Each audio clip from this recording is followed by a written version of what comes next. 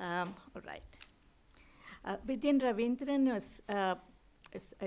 is currently teaches in the English department at Harvard University. He was born in the north of England to Sri Lankan Tamils and now teaches at Harvard. So that's the big arc. He's the author of 2 collections of poetry, The Million-Petaled Flower of Being Here, which won a Northern Writers Award, and a Poetry Book Society recommendation, and was shortlisted for both the Forward and T.S. Eliot Prizes. Elizabeth Bishop's Prosaic, which is Vidyan's study of that brilliant poet, won both the University English Prize and the Warren Brooks Award for Outstanding Literary Criticism. He has also been awarded Poetry Magazine's Editor's Prize for reviewing. Just out are Worlds Woven Together from Columbia University Press, a collection of his essays on poetry, and Spontaneity and Form in Modern Prose from OUP. Asian/Other, a fusion of poetry, criticism, and memoir, will be published by Icon in the UK and Norton in the US. Vidyan's paper today is called Against Citation. Okay, thank you so much for the introduction. So should I stay here or should I go over to the laptop? Yeah, I'll go over there and, all right, I'll do that, okay.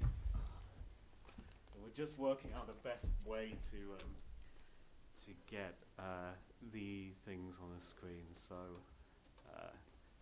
okay. So do I do something to make it come up or? Okay, all right. My parents happened to be visiting us in Massachusetts on the anniversary of my maternal grandfather's death. And our neighbor, Meena, who's an Indian Tamil lady, offered to drive us to the local temple so my mother could pay her respects. And there's plenty of well-heeled Hindus in the area, Boston Brahmins, if you like. And the building was sleekly appointed, lots of shining surfaces. And my mother moved with bare feet across the tiles and between shrines to the different gods. And she began with Ganesh, or as we call him, Pillayar, because he's the god of removing obstacles. So you check in with Pillayar before you do anything else, right? Before you go and look at the other shrines. The first pages of academic articles, the introductions of monographs, are often virtually unreadable because they are as thronged with citations as a Hindu temple might be with concrete sculptures of gods. Before anyone can say anything, it is necessary for the junior scholar in particular to pay homage to the voices in their field. Rhetorically, one might think of this as a kind of address to the muses for inspiration. But there are so many Pillayars to conciliate in what becomes an immensely intricate, a wryly politic venture in position-taking and avoiding offense. And I think many of us know scholars who, when they peruse new work, they flip through the pages as rapid as a speed reader in a film to see if they're mentioned, and if they're not, they chuck the book figuratively, or I can think of at least one instance literally, in the bin. So I'm not saying citation should disappear, but let's consider how citational politics doesn't only uglify critical prose, and that's no small thing if it means no one reads it, but that it might also compromise the sorts of knowledge that we're able to produce. So this is partly about discussing the deforming pressures of professionalization on the level of style, but it isn't only that. Like, what would it mean to consider as scholarship, as real knowledge creation, singular interventions that were not built on a morass of citation and were therefore freer to take a different kind of route through literary works and cultural practices?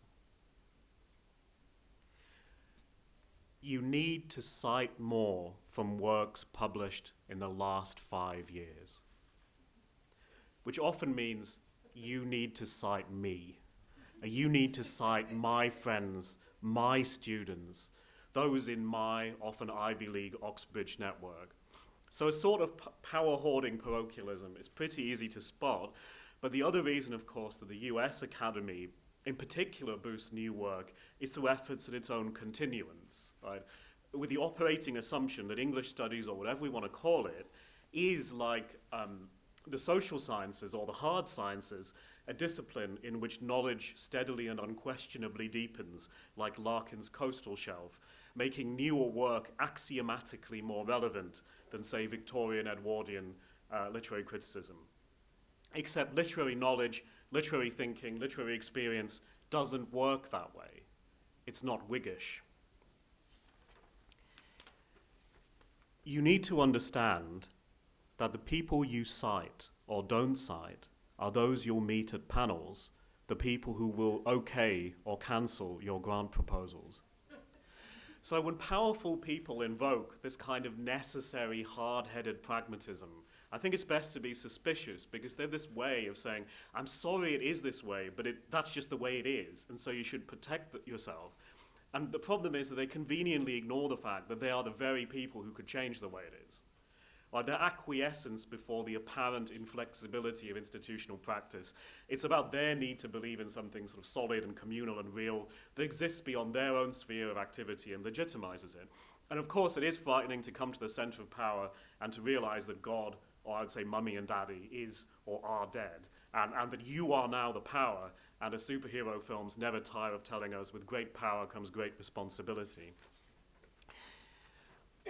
We should cite to acknowledge our debts, doing justice to that very intimate, very serious experience where our minds were expanded and our range of maneuver was increased, and perhaps even our lives were changed by what someone else wrote and we read. So if I object to what citation has become, it's because those things seem to me to matter so much. So let me say I want conversation, not citation, where citation has become not a formalization of, but the opposite to conversation. It is the irrepressible bleeding of the virtual into the real, the waiter in the restaurant whose affability is simulated because of tipping culture, and the patron who actually likes it that way. The critic who effusively thanks and quotes others, almost coming to believe that he really means it. Maybe he does come to believe it. When we despair of authentic connection, we inure ourselves to, we even embrace pretend versions of it.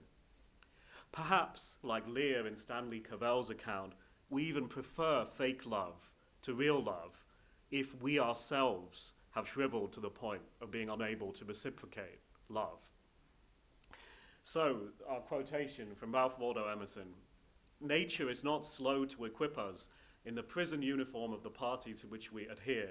We come to wear one cut of face and figure and acquire by degrees the gentlest asinine expression. There is a mortifying experience in particular which does not fail to wreak itself also in the general history.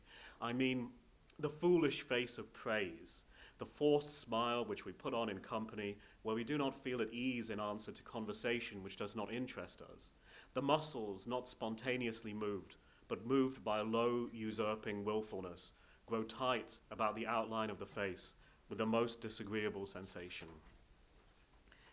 So, in a discipline that constantly challenges, or acts like it does, its own methods, citation would seem the one thing needful, unchallengeable, because it goes to the heart of our self-esteem, right? Everybody wants to be seen, wants to be mentioned, wants to be quoted, wants to be retweeted.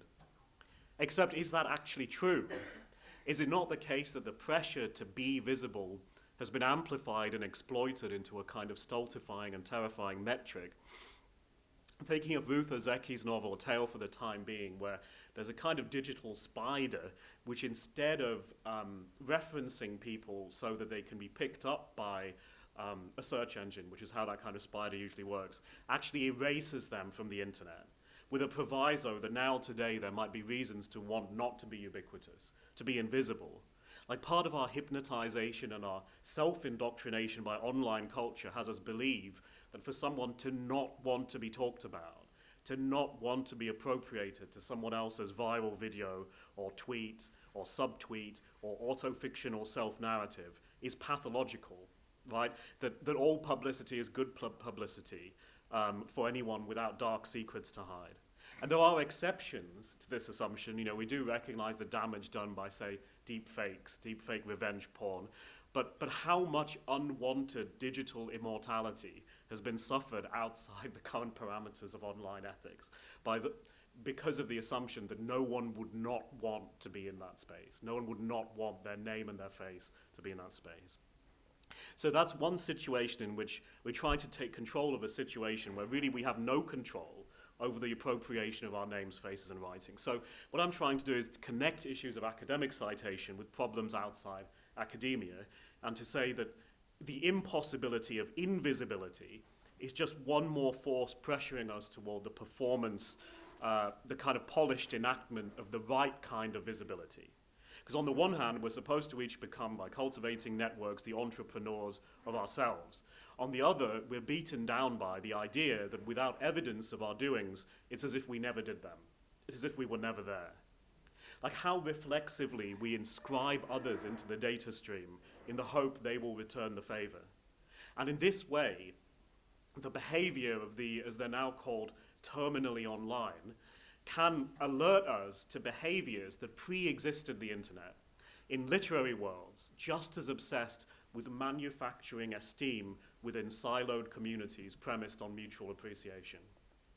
So that this runs deeper than today's technologies. Let me just try and scroll down to was Alan Watts's point decades ago in a failing counterculture, a counterculture being appropriated by commercialism and all sorts. The whole game that our culture is playing is that nothing really happens unless it's in the newspaper. So when we're at a party and it's a great party, somebody says, too bad we didn't bring a camera, too bad there wasn't a tape recorder. And so our children begin to feel that they don't exist authentically until they get their names in the papers. And the fastest way to get your name in the paper is to commit a crime. Then you'll be photographed and you'll appear in court and everyone will notice you. And you're there. So you're not there unless you're recorded. It really happened if it was recorded. In other words, if you shout and it doesn't come back an echo, it didn't happen. But if you don't cite this essay, I won't disappear.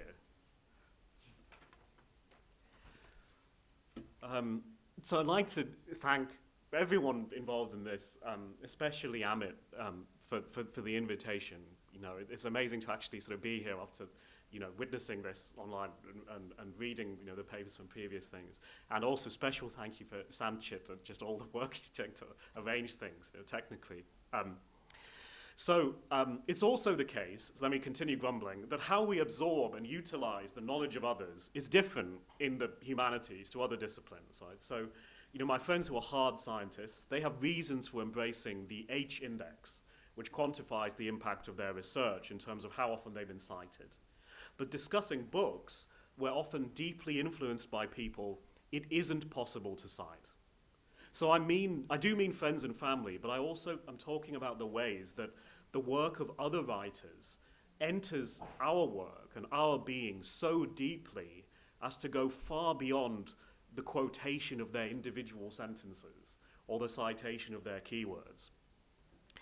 T.S. Eliot spoke of the sermons of Lancelot Andrewes being too well built to be readily quotable.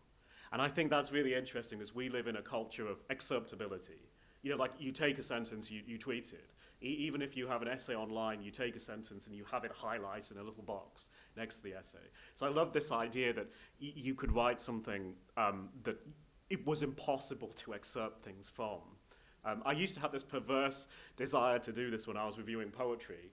I wanted to write a poetry review which would not have any of the sentences in it that could be put on the back of a poetry book. I don't know why I wanted to do this. But I found that publishers would find cunning ways around it with ellipses. So they turn it like ellipses, like Robert Lowell poem, so they're turning it into a sort of blurb. So they found ways of creating blurbs out of it. Anyway, my point is, I'm speaking of styles of thought, modalities of attention, a shaping gift that lies too deep for words. Some of our debts can't be diagrammed. They can't be announced. They resist articulation. Perhaps no one will ever know what the books were that meant the most to us. Okay, so it would seem that if I write an essay on poetry and I don't commence with the naming of names, then I am not operating within the discipline of contemporary poetics. I'm doing something alternatively one-off and unashamedly subjective, because one of the purposes of citation is to downplay subjectivity, to create the look, the rhythm, the feel the boredom, that is, of applying a phrase from Elizabeth Bishop, of what we imagine knowledge to be. And that isn't allowed, or rather it is allowed with caveats, in some cases worth considering. So sometimes it has to do with minorities. So you might have the emphasis on improvisation prized in some quarters of African American studies, or the sort of eco-relational lyricism, water as theory, etc., marking some kinds of indigenous studies in the US. The license to be singular and creative is vouchsafed to some, but those playing this game remain aware of the high wire act that they've been given the opportunity or have been compelled to perform. Because within the academy, poesis, and I realize I'm leaning on that word a bit, is always vulnerable to the accusation of fraudulence. So then there is the case, and it's my case, of the practitioner critic, right, who might present and publish in academic venues, but also elsewhere, offline and online, in newspapers, periodicals, and magazines that in the US are said to be public-facing. In fact, I doubt that general public exists for that kind of writing. I think it's a differently specialized public, in fact. I am a poet and a critic and a scholar. When I write about poetry, I'm aware of participating within this tradition of the poet-critic, which I fear won't last much longer, although we may end up with a poet-scholar instead. And in the UK, I had to fight for that role because most poet critics don't look like me. Like at one point, according to Dave Coates' meticulous and slightly embarrassing analysis, I was the most prolific reviewer of colour in UK poetry, but was never asked to become the in-house or lead reviewer anywhere. Those roles invariably went to, I'm not even going to say that bait white men, because it's a very particular group of white men in particular places. There are loads of white men who never get a look in, right? It's only that small group of them, right? So working in the UK, I was sometimes pressured to write less of this type of criticism because of the curious distortions of the REF, or Research Excellence Framework, which, just to explain it to those of you who are not part of the system, like in determining what counts and what doesn't count as rewardable scholarship, it also determines income related to ranking amongst universities. So you have situations where before the REF deadline, universities will hire someone with lots of submittable outputs, and then they'll just fire them afterwards. Or situations like that happen. So peer-reviewed articles and monographs count as research within that system, as refable outputs. And creative writing has won the battle to have short stories and novels and poems and collections of poetry, and sometimes other sorts of more embodied theatrical work or whatever, accepted as research. But if you write a long-form essay about literature, poetry magazine, M+1, any sort of brilliant magazine, that's not research, right? So straight away, that situation is absurd, because a poem counts as research, but a long essay in that kind of magazine does not count. So you might be amused by the peculiar fate of the essays I wrote on poetry that are now collected in the book, Worlds Woven Together. Since those original articles appeared not in academic journals, but in literary magazines, they couldn't be submitted to the REF.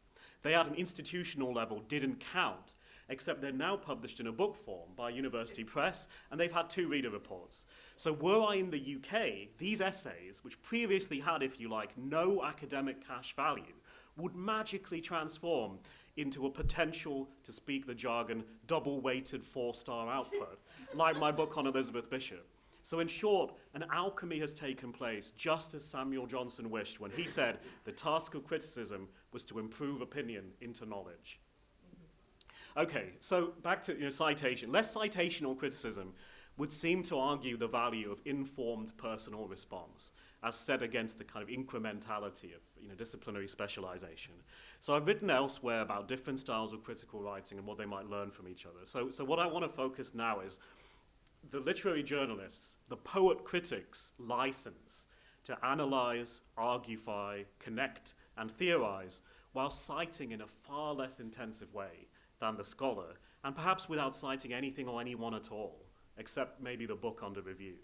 Does this not make possible a special type of encounter with the literary work, as one takes the risk of seeing it, not through a pre-articulated lens, but with a responsiveness that is occasioned and shaped by the text's own language, maybe, and not the language of the dozens of scholars one is usually obliged to cite, and whose theories one puts poems through as through some kind of template or meat grinder? So this was the kind of literary criticism I most enjoyed. Even before I went to university, which I know actually just sound very weird. I was reading literary criticism. But I used to love that kind of thing. Maybe those books were once published with the idea there was a general reader. There was someone outside the academy who'd want to read a collection of essays that were originally articles published in The Guardian or something. And I love that kind of criticism because it seemed to claim a certain kind of knowledge about how poems worked and how poets thought that made entry into complex works possible. And it looked something like this. Scroll down a bit more. Singleness is rejected, at least temporarily, in poetry of departures. I detest my room, its specially chosen junk, the good books, the good bed, and my life in perfect order. This self-hatred is prompted by a spasm of admiration for someone else's audacious rejection of job and career, but that admiration is then cancelled in favor of what can only be construed as a camp gesture. But I'd go today, yes, swagger the nut-strewn roads, crouch in the forecastle, stubbly with goodness, and that's the forecastle of a ship, so where the crew are housed. If it weren't so artificial, such a deliberate step backwards to create an object, books, china, a life reprehensibly perfect. Here, Lark infuses his art and his life. His solitude is an artificial gesture, a self-conscious and deliberately reactionary conclusion, which reworks the earlier statement, I detest my room, and quietly exults in the reproofs it aims to provoke. The poem doesn't so much develop an argument as retrace its steps ironically to adopt a more complex and more honest perspective. But the honesty of that perspective is really a form of lesser deception, for Larkin comes clean by admitting that his solitariness is a pose. He has merely substituted one mask for another. So Tom Paulin's essay, which was originally a review in the Times Literary Supplement, argues also that what is so lovable, in his word, about Philip Larkin's persona is the evident discomfort he feels with the shape of the personality he has been given. Angry at not being allowed to show emotion, he writhes with anxiety inside that sealed bunker, which is the English ethic of privacy. So just repeat that sentence. Angry at not being allowed to show emotion, he writhes with anxiety inside that sealed bunker, which is the English ethic of privacy. So I was attracted, reading that kind of criticism, to such claims, and to the license claimed to make such claims. But it was really the up-close, citation-free, thoroughgoing, to the point of microscopy, readings of single poems that fascinated me.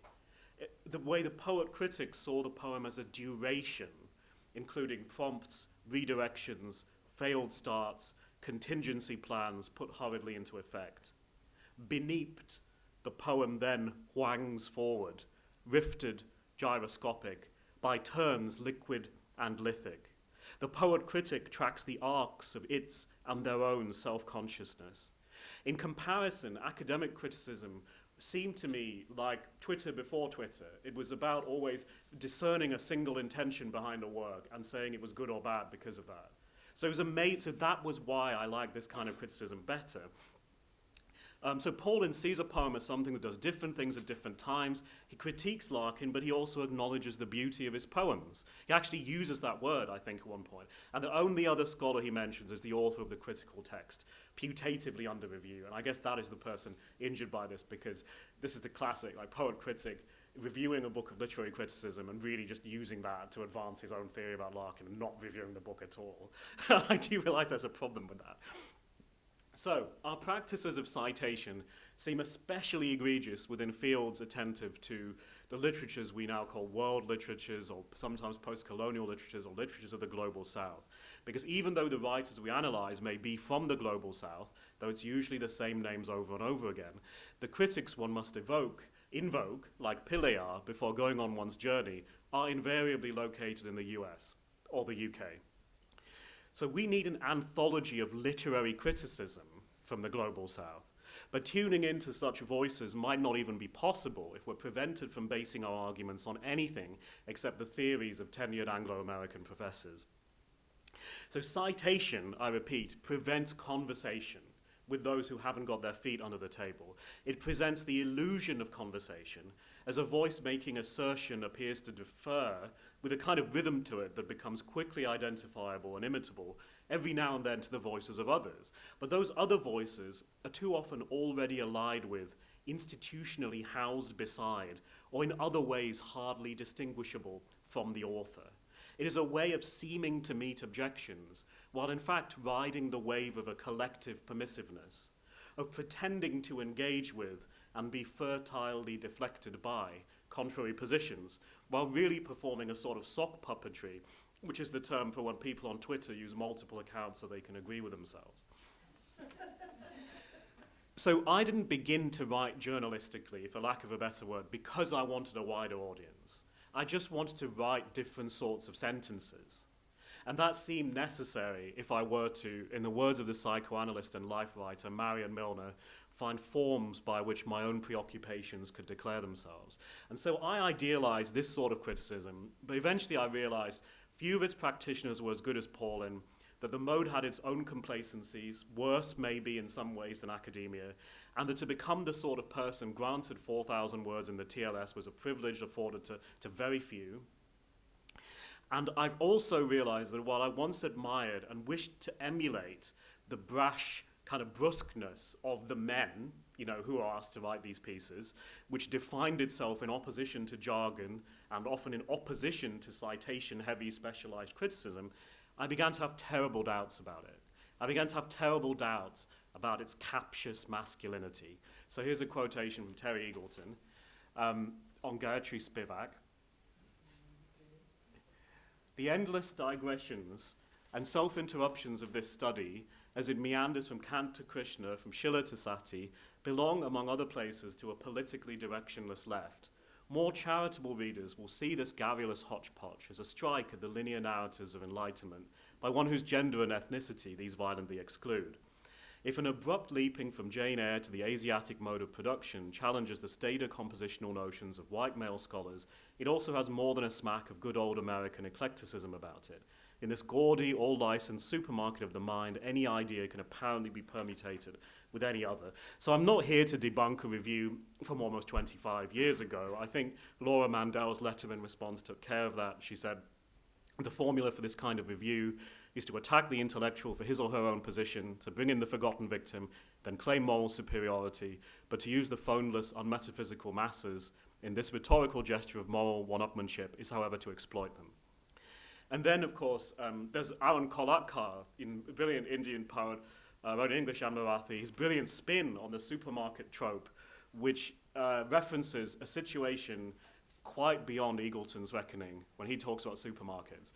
I want to reclaim everything I consider my tradition. I'm particularly interested in history of all kinds, the beginning of man, archaeology, histories of everything from religion to objects, bread making, paper, clothes, people, the evolution of man's knowledge of things, ideas about the world of his own body. The history of man's trying to make sense of the universe and his place in it may take me to Sumerian writing.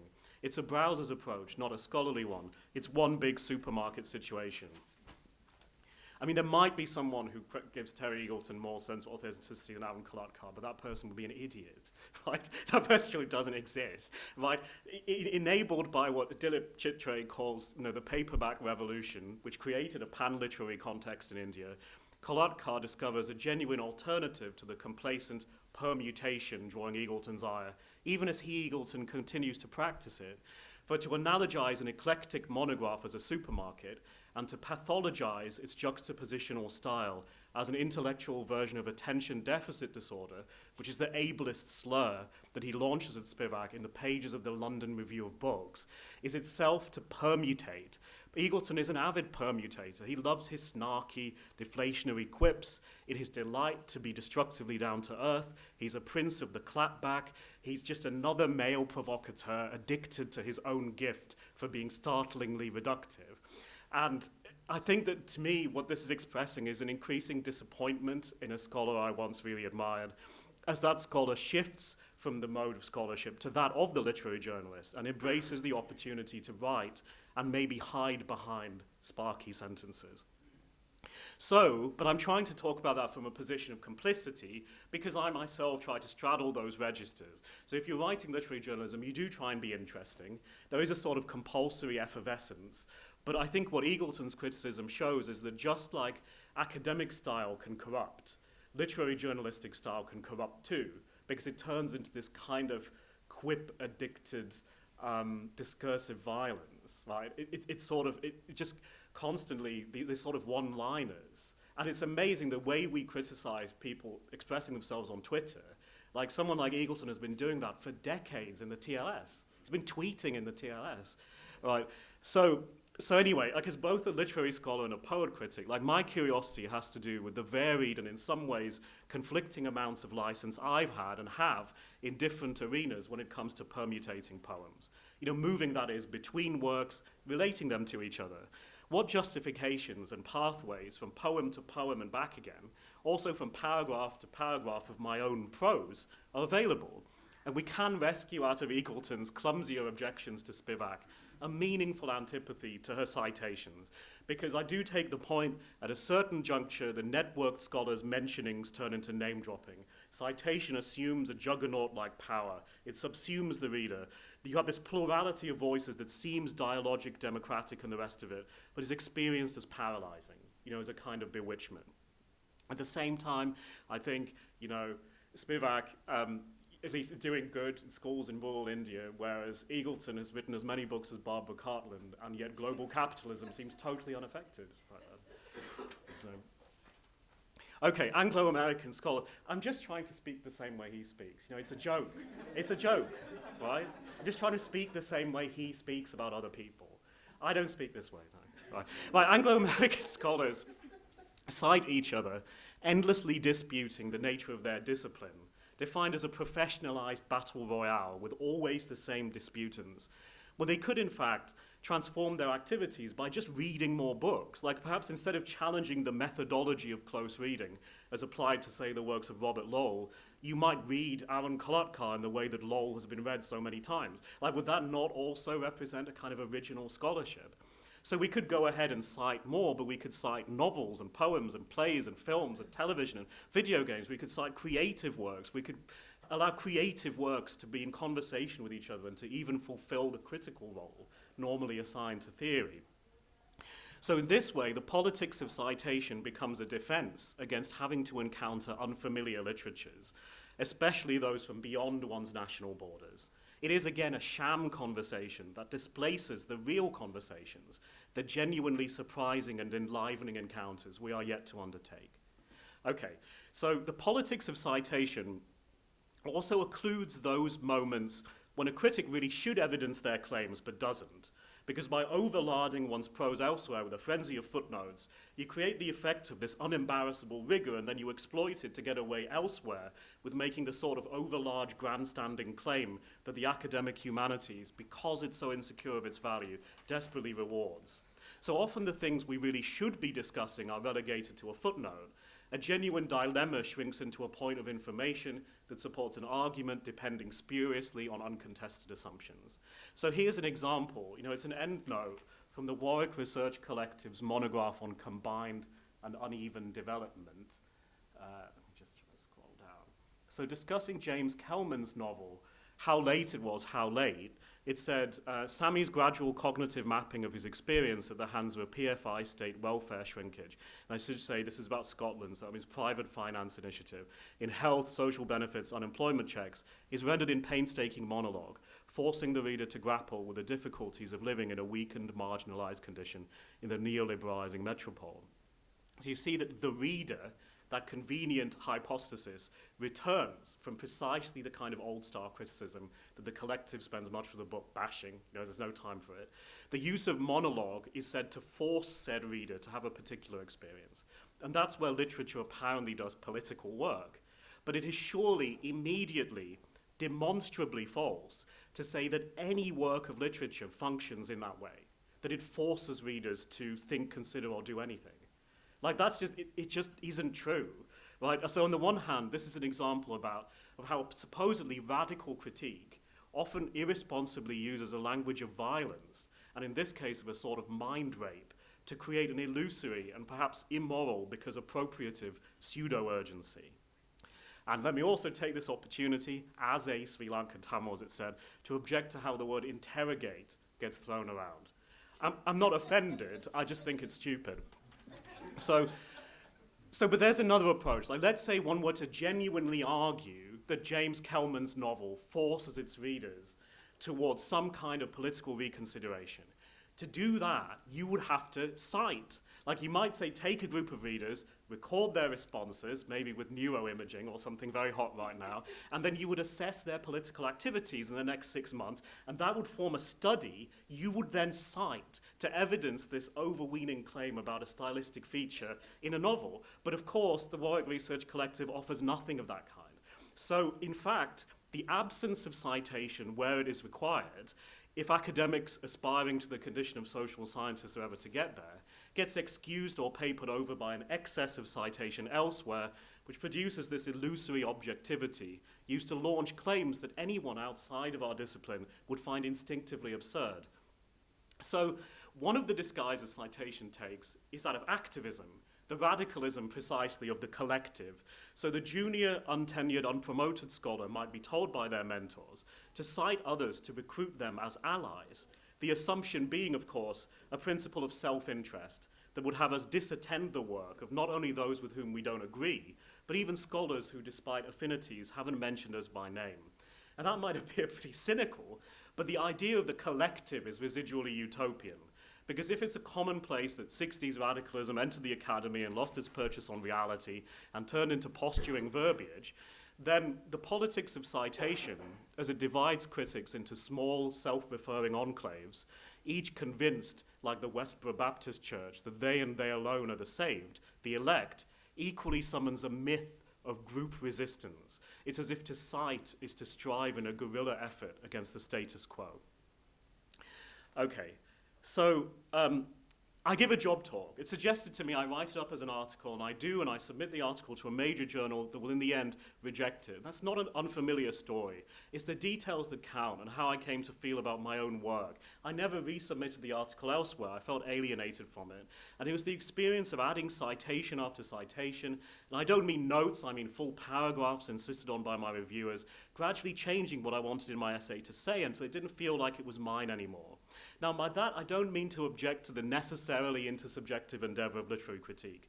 I'm judging myself, right, for how my own twisted, deformed intensities, matched to the desire to have my say, proved eerily susceptible to morphing into whatever was required. And it's like, what are the forces that shape us into these sorts of beings?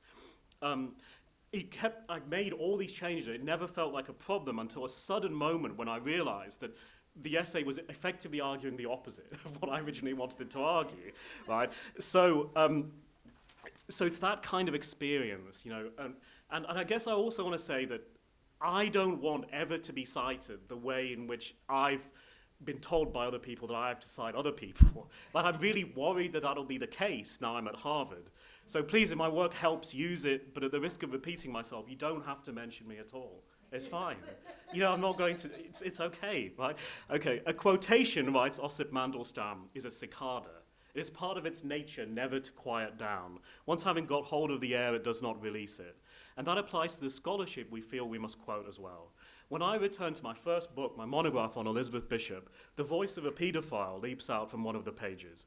And I speak of a figure who made themselves unavoidable in the study of poetry and poetics through a combination of self-citation, rhetorical sway, of sentences like, "We have not even begun to consider what poetic thinking means," and a predisposition to cultic hero worship within his institution. And for several years, for many of us, it was impossible to write about poetry without being told, you must cite this person, right? He was the figure in that field. His work was, they said, indispensable. The block quotation from his writing in my monograph adds nothing at all to its argument. It was added after the fact, like so many citations and quotations are, in order to placate those peer reviewers.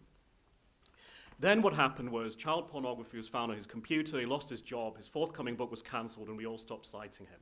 Now, I'm talking about this, not to further this scandal, but to make a point about citation, right?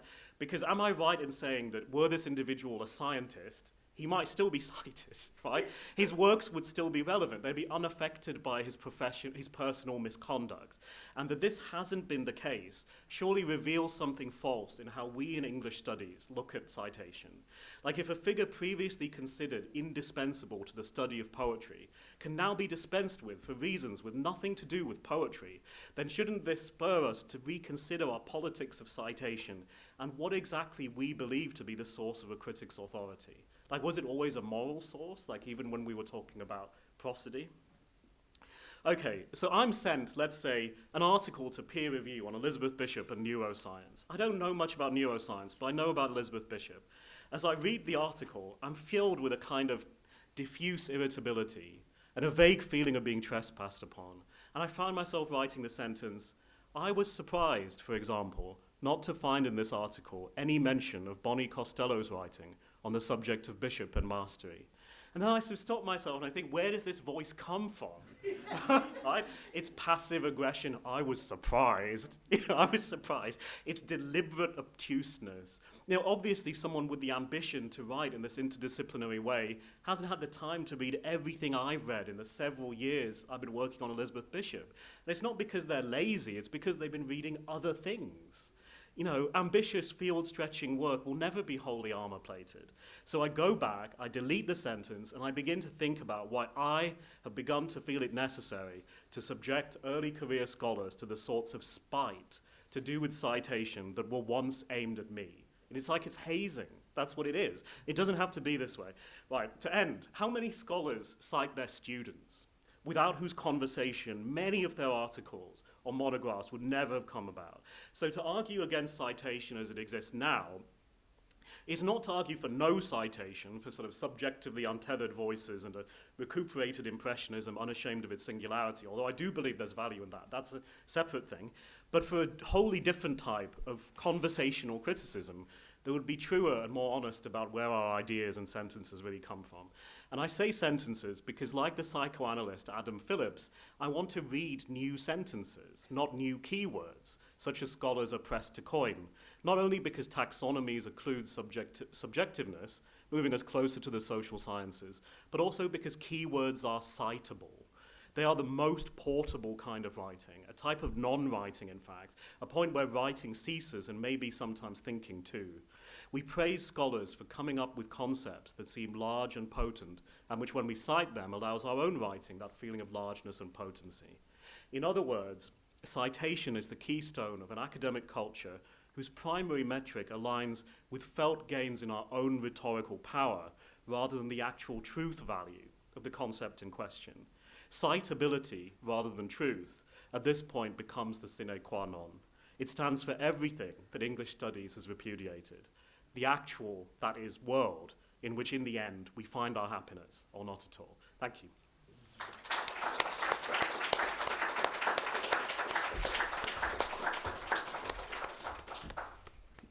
It's fantastic, thank you. Thank you very much. Just in case anyone missed the point, Vidyan is against citation. Right. I'm going to open up for discussion. And just as a provocation for discussion, I'd like to act as a devil's advocate and suggest that there are worse things than citation in the profession. And I think it has this to be said for it, that citation speaks for academic integrity and a certain form of humility, I guess. But Vidyan, of course, is speaking from a very specific situation in the US Academy, particularly for younger scholars who, and about younger scholars who are trying to break into the profession. I think the context might be different elsewhere, and certainly in India until not very long ago. Publication itself was a form of professionalization that we were not accustomed to, that was not accessible. So I think we were, and that's changing, of course, and really as a result of, neoliberalization and the entry into what you might call the mainstream of the academic world. is that, of course, there is more publication, and some of these situations might well be, are due to happen here as well. But until some years ago, the people we cited were, for the most part, dead. And although they might as well be dead because we didn't see them, and they were not embodied figures. And so there was certain a different kind of situation, and also the context from which Vidyan speaks, and for all that there is this emphasis and almost a demand for citation of a certain kind, there is also a premium on originality. And I think what we were seeing really is a kind of original writing, criticism, original thinking, and that itself, of course, has its own histories of non-citationality, of a mode of thinking that is unique and specific to a particular a scholar or thinker or poet or writer. So I do think that we need to, in a sense, view some of Vidyan's position from a very specific context, while granting how very, in some ways, poignant it is about a certain kind of incestuousness, and obviously kind of reproducing itself in certain ways that he describes in his paper. But others want to respond, ask questions, and so on. Yeah.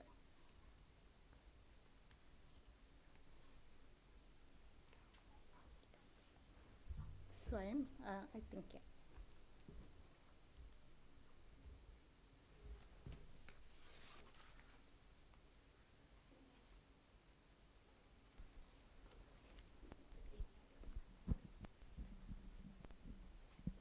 Hello. Hello.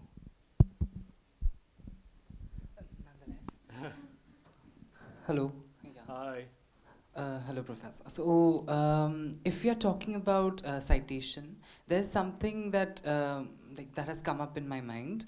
That is illusion, right? When we are writing poetry, illusions are meant to come, eventually. That depends on, of course, the poet himself or herself or themselves. So, in the work of Ezra Pound, we find a lot of illusions. Like in every other line is borrowed from someone else, right?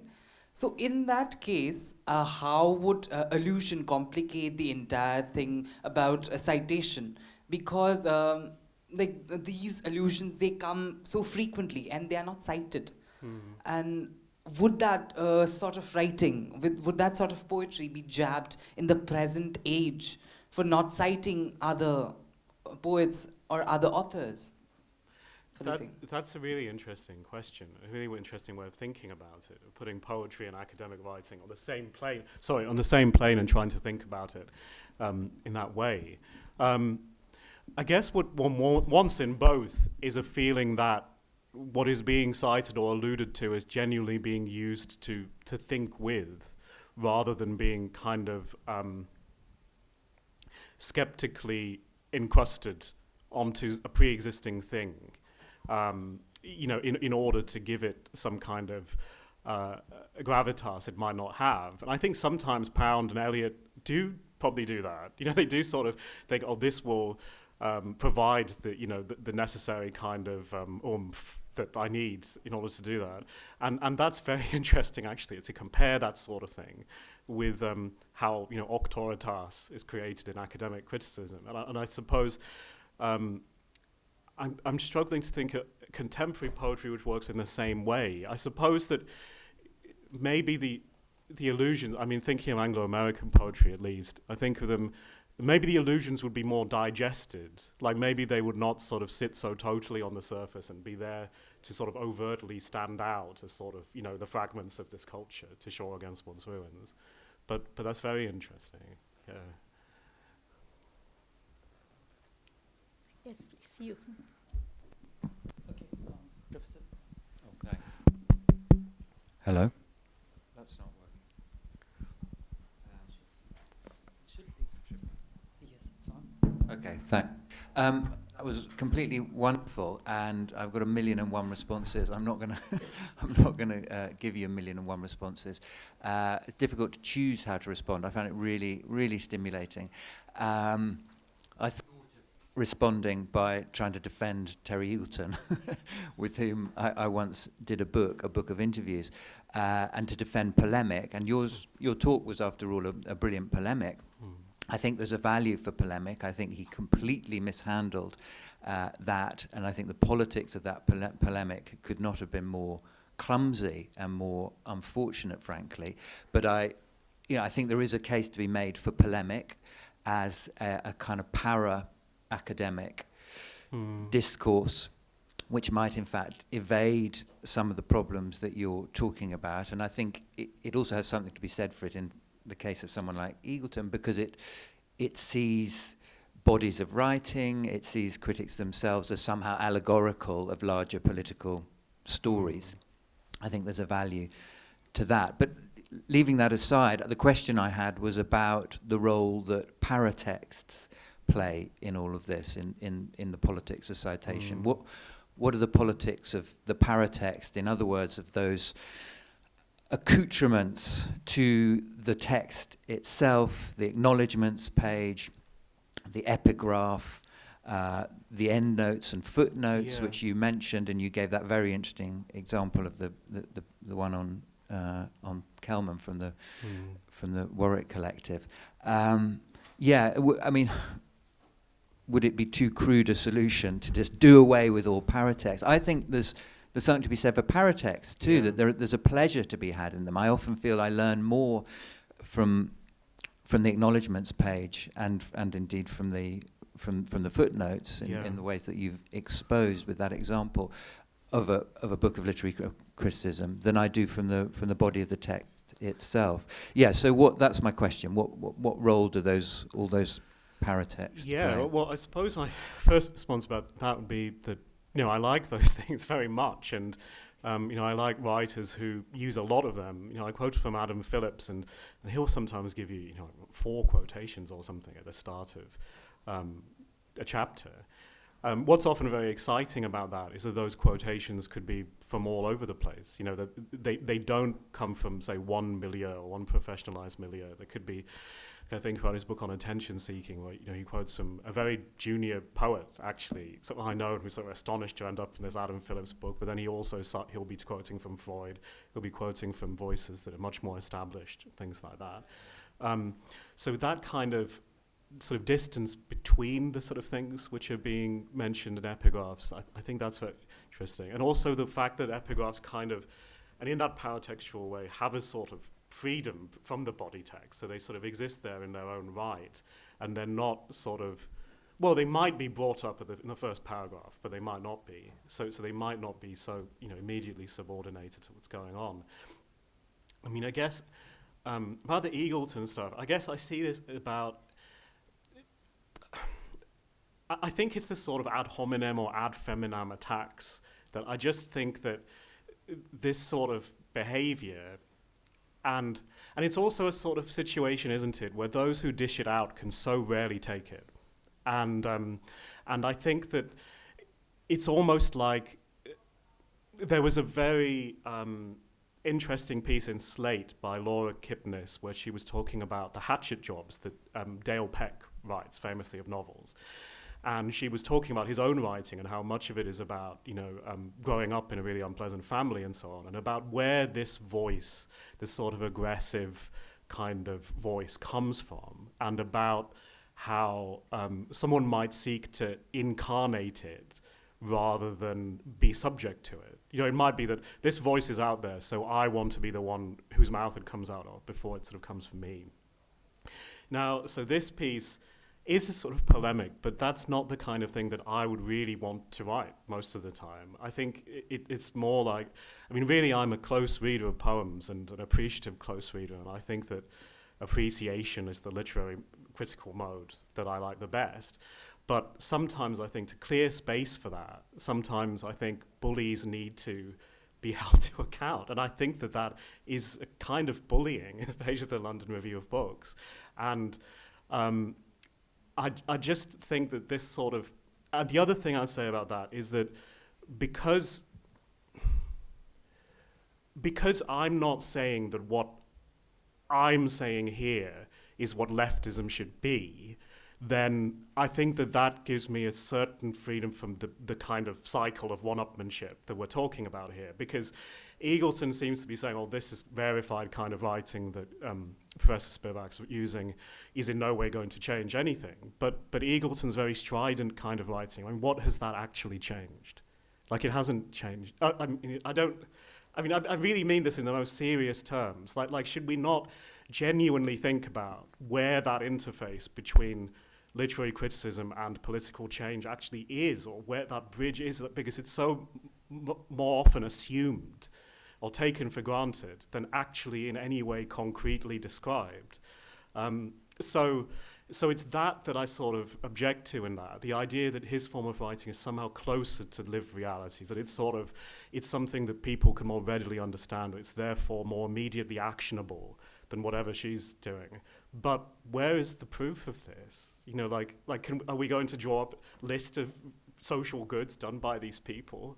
I'm not actually sure that with this particular target of his that he would win that battle. I think he'd probably lose it. I think even in that very crude battle, because of the work that she does, you know, in India and around the world.